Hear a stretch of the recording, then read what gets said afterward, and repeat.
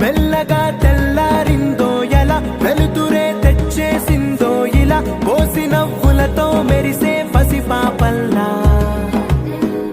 చేదతో బావులలో గలగల చెరువులో బాతుల ఈతల కళ చేదుగా